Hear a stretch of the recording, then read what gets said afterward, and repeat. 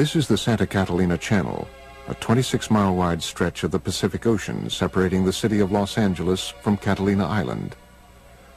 According to experts, these waters, portions of which might be as deep as Mount Everest is high, may contain some of the world's darkest mysteries. You are seeing an unidentified flying object. It is not a hoax. It is real. The film was taken by Leland Hansen while filming Catalina Island from a helicopter. In recent years, escalating reports of unidentified submerged objects, or USOs, flying into and out of the channel have caused great concern to local residents and researchers. The whole area here is just a huge hotbed of UFO activity. I've uncovered probably 200-300 cases of UFOs flying over the mountains and over the water here. It's just a huge hotspot. Preston Dennett is the author of UFOs over California. He has been investigating USO activity in this area for almost 20 years. Actually, there was a huge wave of sightings over the Santa Monica mountain range on June 14, 1992. The witnesses counted a total of about 200 objects. What's interesting about this case is these objects came from below. Normally when someone sees a UFO, it comes out of the sky like a star. They see a star-like object and it comes swooping down. These came from below to above. June 14th, 1992, 10:24 p.m. For almost 2 minutes, the waters of the Pacific Ocean explode with light as hundreds of bright, disc-like craft are witnessed flying out of the water together. Similar to other reports of USOs exiting the water, these craft emerge from the Pacific in almost complete silence. They reportedly hover for a moment before bursting into space. Reports of this incident were phoned into local police departments as far away as Malibu. The following is an actual call that was placed on that day. Officer, Sheriff's Station. Did anyone report anything strange tonight? Can you be a little more specific? Strange, lights. Lights? Yes. What exactly happened to you? I'm ashamed to tell you because I think you're going to think I'm crazy. We saw what we thought was a bright light up in the sky. Okay. We could hear. It wasn't a helicopter. I'm telling you, I have never been more frightened in my life. According to Dennett, the incident was also reported to the U.S. Coast Guard sector in Long Beach, which ultimately declined the search request. This 1992 event was the second in Los Angeles in 3 years. On the dark, foggy morning of February 7th, 1989, scuba divers, boat sonar systems, and people on the shore witness a long, dark, unidentified craft dive out of the Pacific. For about 90 seconds, the USO rests just above the surface before emitting about a dozen smaller, fast-moving objects. 60 seconds later, the craft dives back underwater. Its last reported sonar heading was south toward the Santa Catalina Channel before it disappeared. And it involved dozens of objects which were seen off the coast of Marina del Rey. On occasion, some of these craft would emit smaller craft, about 20 feet in diameter. And these were seen moving underneath the surface of the ocean, and they were coming in and out of the water. As the 1947 incident at Roswell sparked worldwide curiosity about flying saucers, these events near Los Angeles have sparked a current wave of research into the capabilities and threats of so-called USOs. The oceans of the world covering, 70% of the planet, they hide a lot of history and a lot of mystery. There's a very good reason for a whole society of creatures, sentient creatures, advanced creatures living underwater because they can, because nobody goes there. It's fascinating to think of the underwater UFOs because they know a lot about this planet that you and I don't know. Unique to the USO phenomenon is the reported ability of these craft to multiply and break apart. One such astounding case has become known as the Golfo Nuevo event. On February 8, 1960, the Argentinian Navy is on alert as they track two unidentified submarine-like objects in its waters, thought to be American subs. Then, according to reports, the underwater objects are seen on sonar to break apart and fly out of the water. Sonar contact, 173, 438 yards. There's contact, sonar contact, 173, 438 yards. Two gigantic submarines sighted by the Argentinian Navy in 1960 inexplicably multiplied into 6 other submarine objects.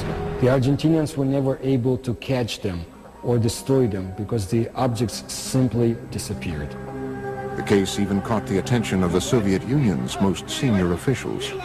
Nikita Khrushchev, who was the leader of the Soviet Union at the time, was so much intrigued by the whole story that he sent his diplomatic attaché in Buenos Aires to find out what's been going on. While some researchers contend that these reported cases might be nothing more than military submarines firing torpedoes, others argue that submarines were not capable of firing 6 or more objects in 1960. Late USO researcher Ivan T. Sanderson's 1970 book, Invisible Residents, was the first to analyze the USO phenomenon. He reports on another remarkable example of USO behavior. In March 1963, the U.S. Navy submarine exercise is progressing as planned 100 miles off Puerto Rico.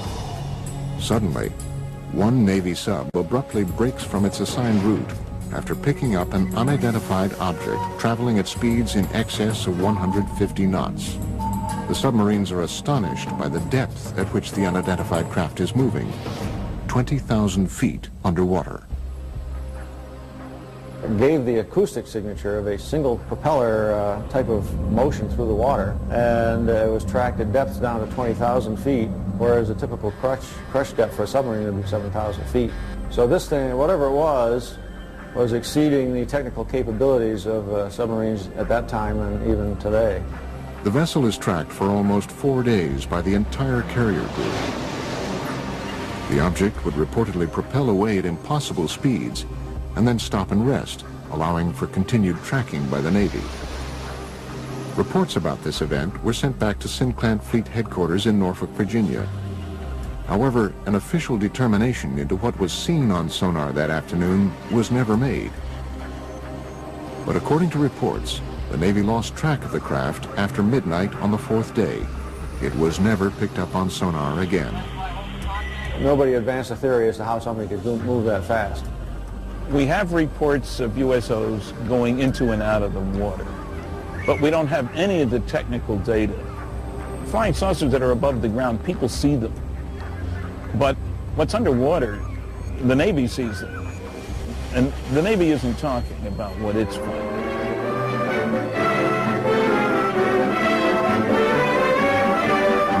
Inflating an immense balloon aboard the USS Norton Sound, the Navy prepares for further study of the elusive cosmic rays somewhere in the Pacific. That's the news. A secondary consideration clears up the mystery of the so-called flying saucers. For it is these monsters which rise 19 miles and attain diameters of 100 feet that have been mistaken for the apparitions called flying saucers. At great altitudes, they tell us, these elongated enormities flatten out like plates. Mystery ended. But reports from around the world continue. Another extraordinary case is reported in the international press beginning on November 11th, 1972. A fast-moving submarine-like object is picked up on sonar in the Sonja Fjord off the west coast of Norway by the Norwegian Navy, which hunts it for 2 weeks. A fleet of surface ships and specially equipped sub-hunter helicopters are assembled to find the object. On November 20th, 1972, the USO is seen visually for the first time. It was described as being a massive, silent, cigar-shaped object. A Navy ship promptly fires its guns and torpedoes at the craft. Some ship actually saw it on the surface and fired at it, but it dived, and then they started dropping depth charges. Although all the articles treat this as a submarine, the fact of the matter is nobody was able to identify it as a submarine. After tracking the object for almost 2 weeks, the Navy devises and executes a plan to blockade the fjord and trap the USO. They tried to seal off this fjord so nothing could get in or out. Nevertheless, after 14 or 15 days, this thing disappeared. So that may mean that this object, whatever it was tracked by the Navy, was not a submarine at all, but an unidentified submerged object. Coming up, did Christopher Columbus and his crew witness USOs flying into and out of the Atlantic on October 11th, 1492? One of the earlier cases comes all the way back from the day before Columbus Day in 1492, before there was a Columbus Day. And it happened on the Santa Maria.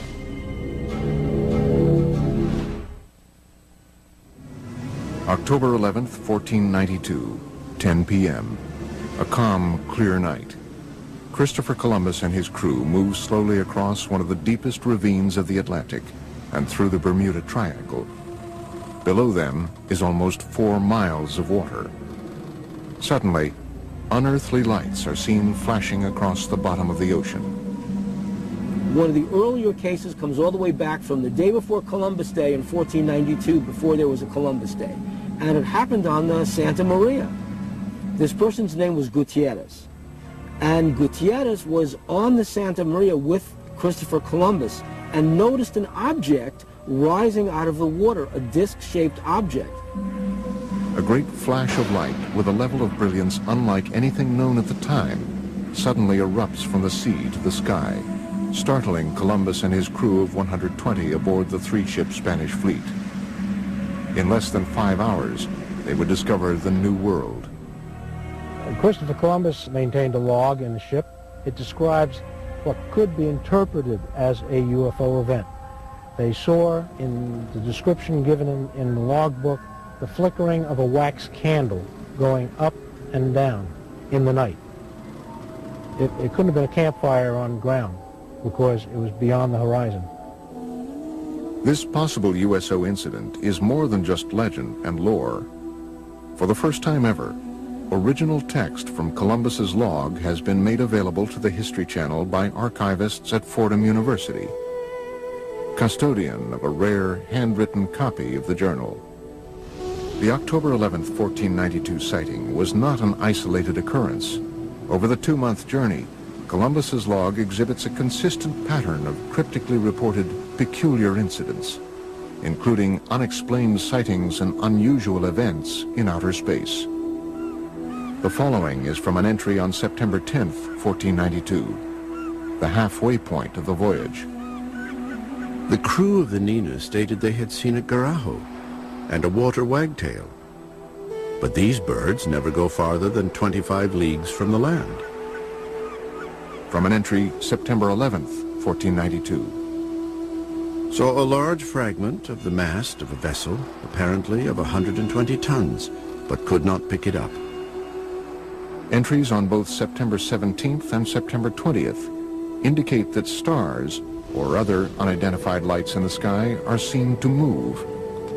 The cause was that the star moved from its place, but the needles remained stationary. And from the infamous entry of October 11th. The Admiral, at 10 o'clock that evening, standing on the quarterdeck, saw a light.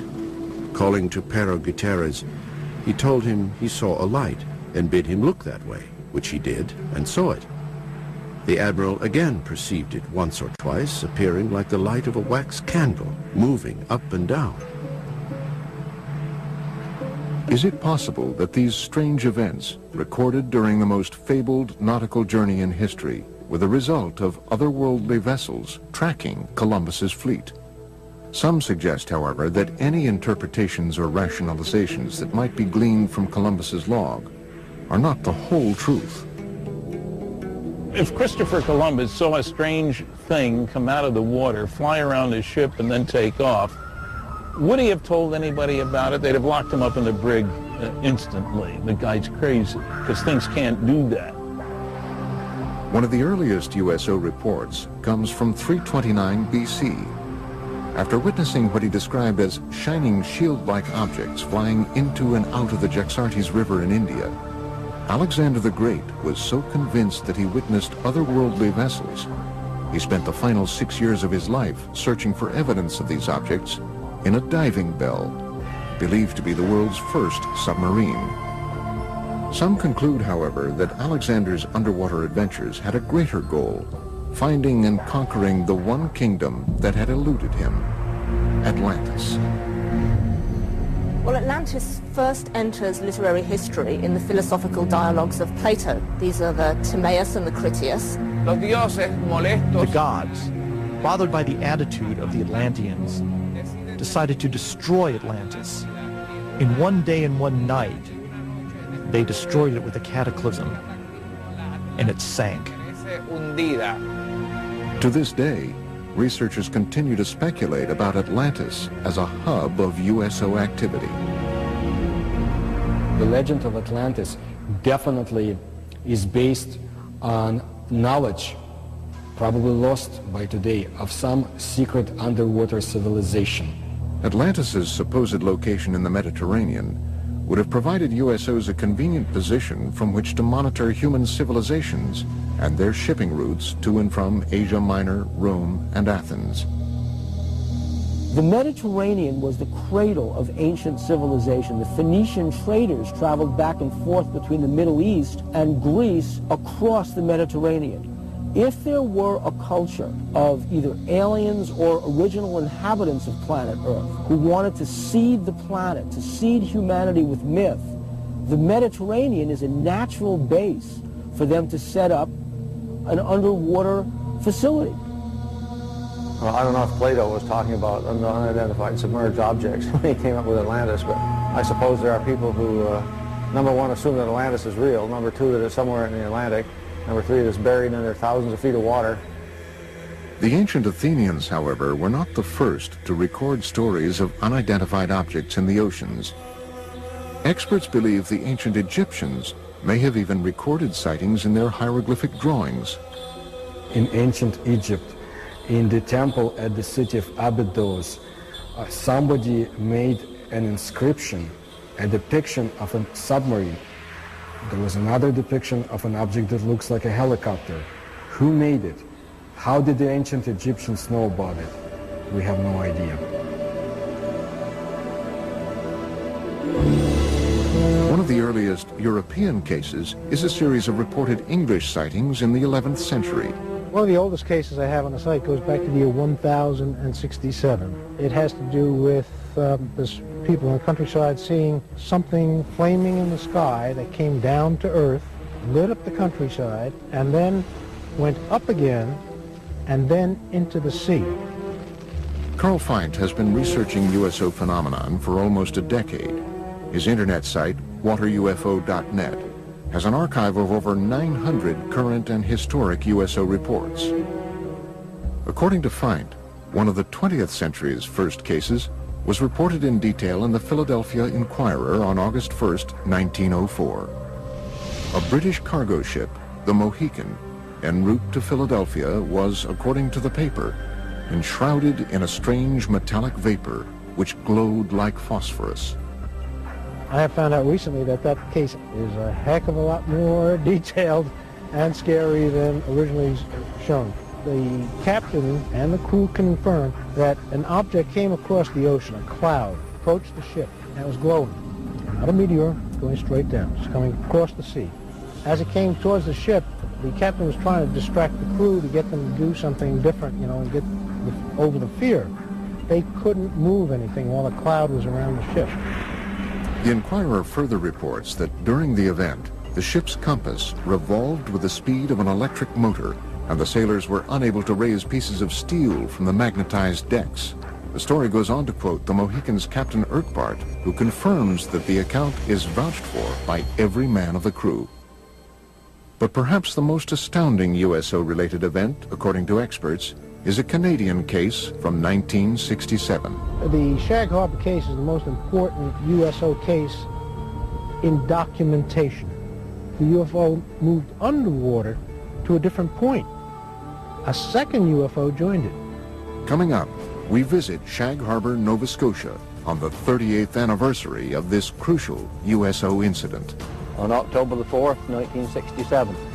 That's where the lights was, right behind me on the water.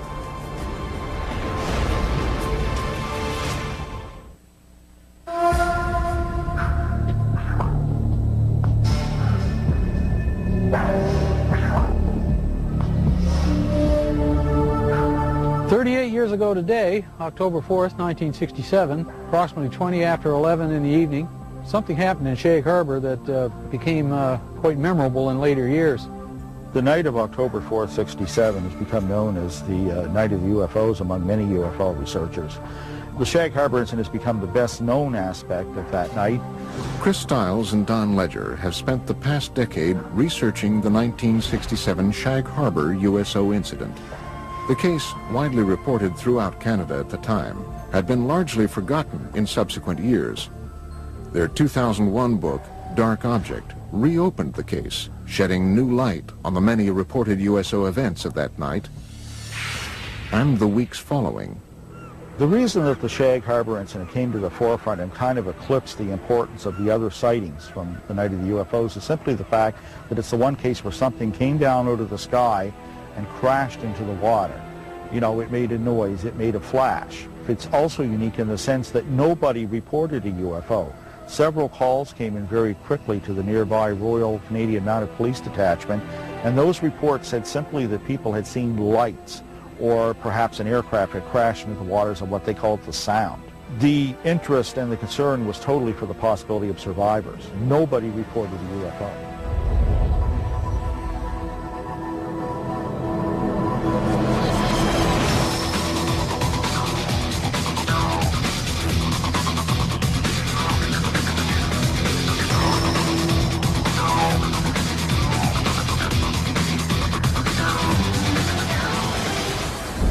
I'm not surprised now that I had seen something in the sky that night, because all over Nova Scotia, the night of the Shag Harbor incident, there were many UFO reports.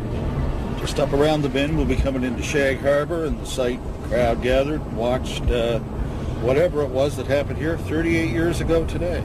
Each year, Ledger and Stiles make an anniversary trip to Shag Harbor to meet with Norm Smith, one of only 3 surviving witnesses. See the island out there? That's where it all took place, right off there. That's where we seen the light in the water. Hey, sir. How you been? Good. Wow. There we go. Same old, that's good. The 3 of us stood on the lawn watching the lights. Eventually it started going, it looked like it was moving to us, and then on a downward slope towards the ground. We thought it was a plane crash. So we jumped in the vehicle in my old man's car and my uncle's, and we went up to this spot right here by the Irish Moss plant. And when we got here, there was probably 10, 12 other people. We watched the lights on the water for a period of 2 or 3 minutes, and then the lights disappeared. What happens next is indisputable. Before midnight on Wednesday, October 4th, the Royal Canadian Mounted Police officers who witnessed the event from the shoreline searched the water on boats until 3 a.m. with the help of several local fishermen, including Norm Smith.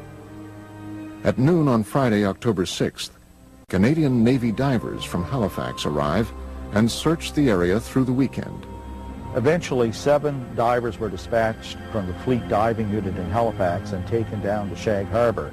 The search effort continued through all the daylight hours of Saturday and Sunday, and by Monday morning that search was officially terminated in Ottawa, and they just simply state unidentified flying object and circle it and underline it.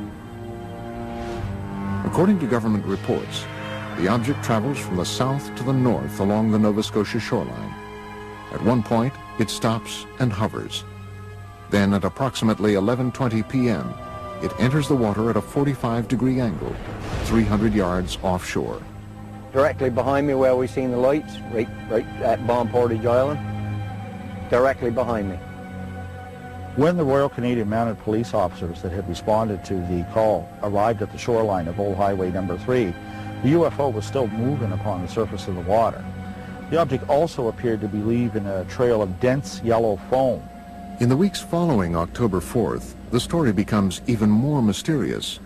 The case is front-page news across Canada, and as Ledger and Stiles report in their book, in the days just prior to the Canadian military's official classification of this incident as a UFO event, a second craft enters the waters of Nova Scotia to rendezvous with the first craft. Then this thing resumed its headway back down this way at about 4,400 miles an hour and came down through northern New Brunswick, right down over the Bay of Fundy, across the southwestern tip of Nova Scotia, across this way, and went down in the water here. Authorities already knew the object was no longer there, that it had moved under the water and had come to rest on the seabed. It sat there for almost a week, right to the hour. And after that time, it began moving under the water to the Gulf of Maine with the aid of a second craft that was helping repair it.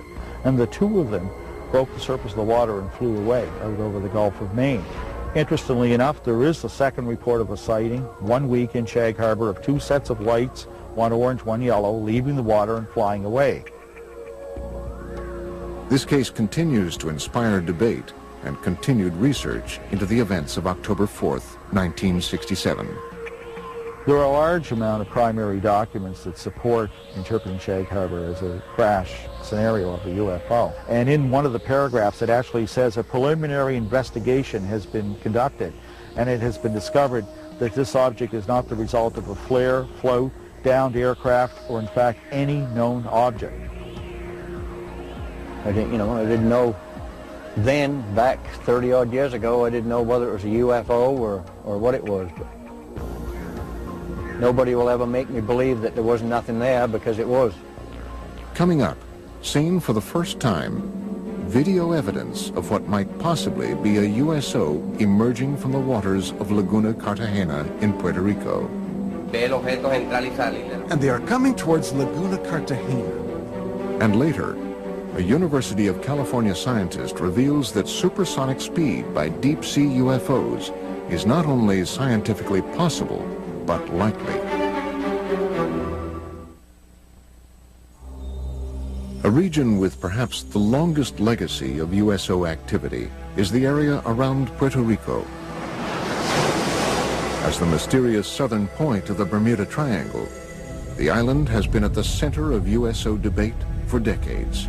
Puerto Rico is a hotspot for underwater UFO activity, and it seems to match the pattern of other cases. Puerto Rico is considered in all of the Americas to be the place where there's the greatest number of USO sightings. Members of the Puerto Rican-based ufology group, Project Argus, agreed to lead a tour of some of the island's more notable USO-related areas.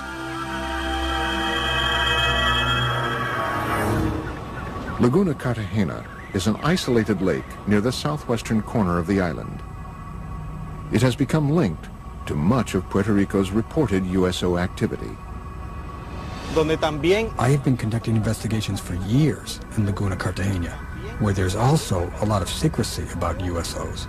Laguna Cartagena since 1930 has been a place where hundreds of cases were reported of flying objects coming and going from the area. October 8, 2002, approximately 9 p.m., Puerto Rican police officer and Project Argus member Carlos Torres witnesses a red glowing USO fly out of the waters of Laguna Cartagena at an incredible speed. Then it stops and hovers just above the water. I was a witness of an object suspended over Laguna Cartagena. The military got involved because they were also witnesses.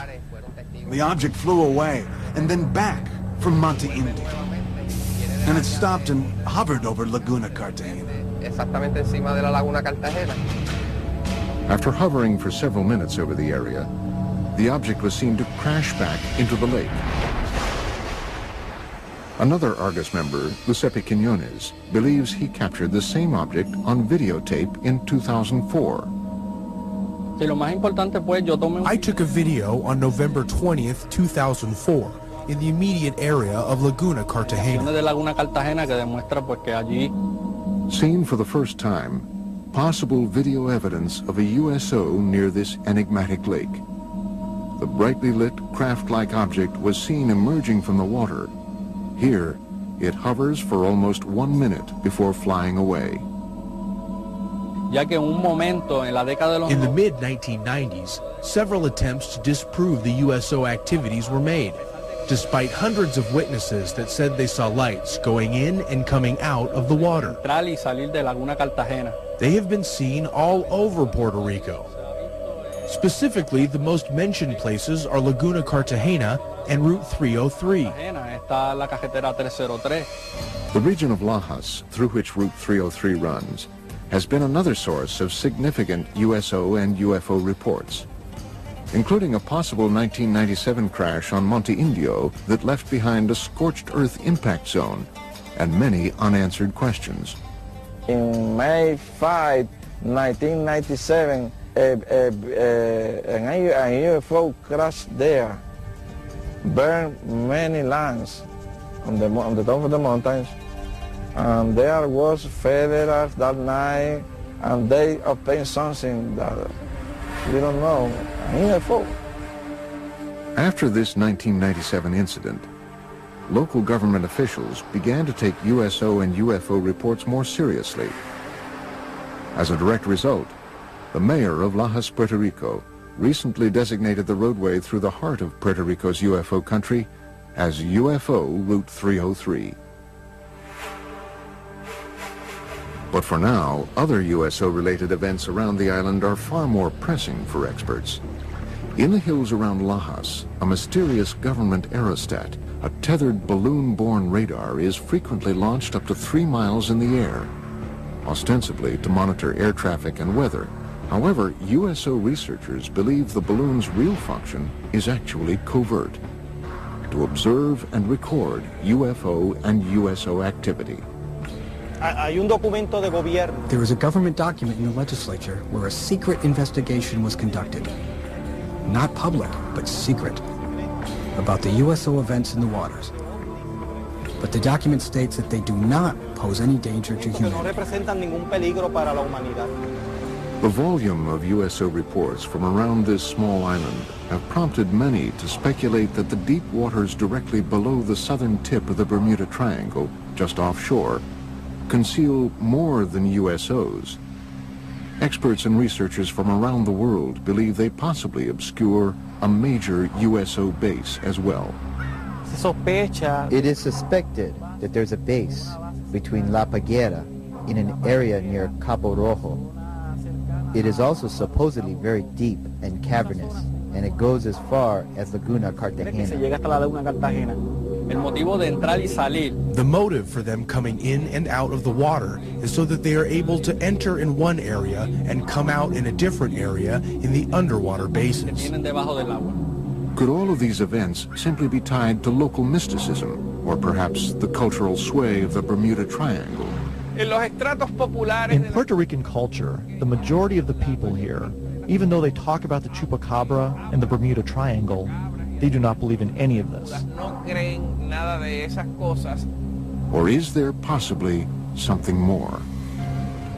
It's a reality. The USOs in Puerto Rico are real. There are hundreds of testimonies and witnesses. It's all real. I think that the UFO phenomenon is real. Here in Puerto Rico, there have been hundreds of cases. That is a reality. Coming up, possible photographic evidence of a USO exiting the waters of Gulf Breeze, Florida.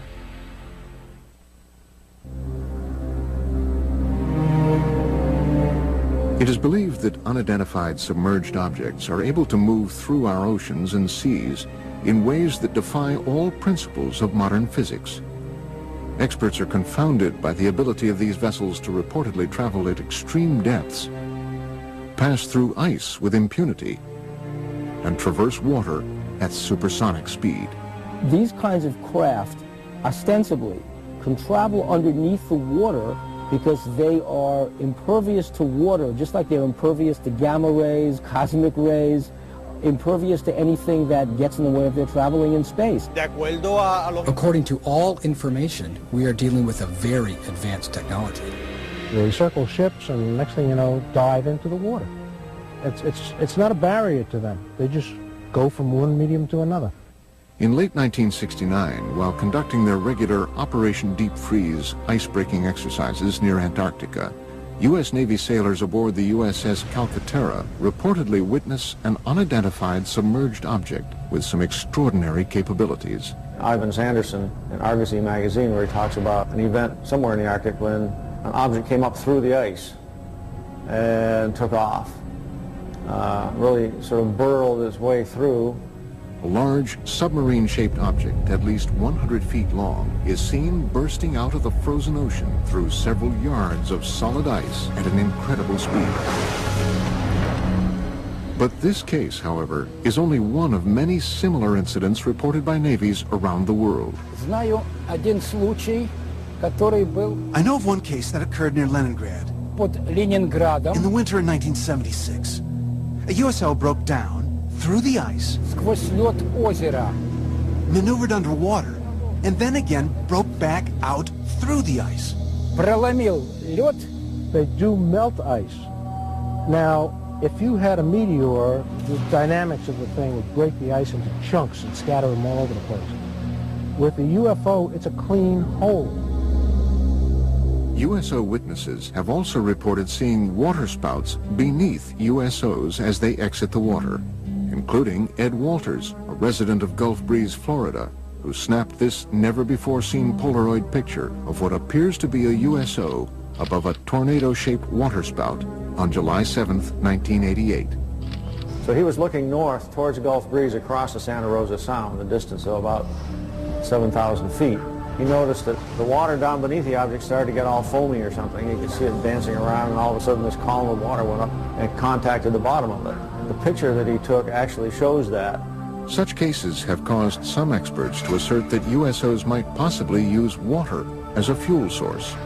There are those who feel that water is essential for the fusion process. There are a lot of cases where UFOs hover over reservoirs and small bodies of water, not only large bodies of water. It does seem to be some evidence that they can use water to help their craft in some way. They may use water as a fuel. In these cases where they talk about objects hovering over the water and seeming to suck water up in, it certainly sounds like they need a big drink or something to keep going. Modern scientific theories abound about how USOs developed the ability to propel themselves through water with great efficiency. Researchers envision everything from massive jet-like propulsion systems to frictionless bubbles that cocoon the objects. So the engines wouldn't be engines as you and I would imagine engines. They would be generators, generating a magnetic force, creating a magnetic envelope around the craft that repels the Earth's natural magnetism, hence allowing them to accelerate, decelerate, climb, fall, and navigate through the water. By exerting forces at the surrounding fluid, seawater, nice electrically conducting fluid, you control the drag, you control the flow, the speed, the lift. You can get around all the problems of high-speed motion under the water. A magneto-aerodynamic system would work similar to the electromagnetic submarine that was successfully tested. An electromagnetic submarine was in fact built and tested by the University of California, Santa Barbara in the mid-1960s. It took advantage of saltwater's natural ability to conduct electricity. The first successful test of an electromagnetic propulsion system was conducted on Earth in 1966, when this electromagnetic submarine was first demonstrated. This electromagnetic submarine moves through the water as a result of electromagnetic forces. It has absolutely no moving parts. The principle here is that seawater is an electrically conducting fluid. You push against the seawater by Newton's laws, elementary physics, it pushes back, and off you go. Is it possible that USOs take advantage of this natural capability of our oceans to reach supersonic speed? Water is a great magnetic conduit. In fact, if they were traveling using a process called diamagnetism, which is a weak repellent force, then water would enhance that force, which would explain why these craft are able to navigate in water so well. One researcher theorizes that USOs might move rapidly through the water and avoid catastrophic damage using the same principles as a common light bulb. UFO is the filament in this particular case, and the bulb is the field, and that protects the UFO. It keeps the water from coming onto it when it goes in. They move it, though, and it never touches the UFO. And that can be achieved by creating so-called supercavitating bubble around the whole object.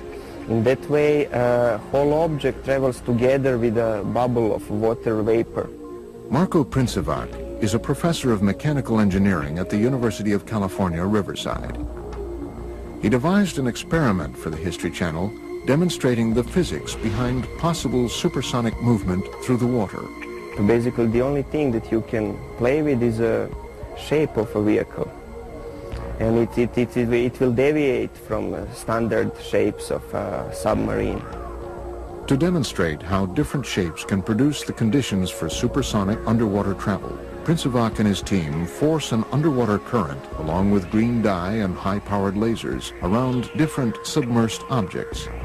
So if we have something called a streamlined body, we see that fluid flows undisturbedly around that body. This red streamlined object represents the perfect shape for a fast-moving underwater vessel. In direct contrast, the cube that is tested creates massive resistance all around the object. A good shape for an underwater supercavitating vehicle would be something similar to a return capsule of Soyuz or other space missions. The laws of earthly physics change dramatically underwater. Propelling an oceanic vehicle to supersonic speeds requires an amount of power greater than what man has currently invented. A vehicle that has a 5-foot diameter and we want to go at the speed of sound in the air, we would need an engine that can produce 15,000 horsepower. For the same vehicle to reach the speed of sound under the water, we would need an engine that can produce around 1 million horsepower. While it might be scientifically possible for USOs to prowl the oceans at supersonic speed, how have these craft developed the technology required to achieve this milestone? The many mysteries of these craft may never be fully understood, and that is exactly what provokes the greatest debate and distress among investigators and researchers. I think it's easier for us to land a man on the moon or even create a moon base than to land a man on the bottom of the ocean. If they're hostile and have come here to conquer Earth, they would have done it 1 million years ago. We might be their creations for all we know. The Earth is conquered, we work for them, they live here, this is their planet.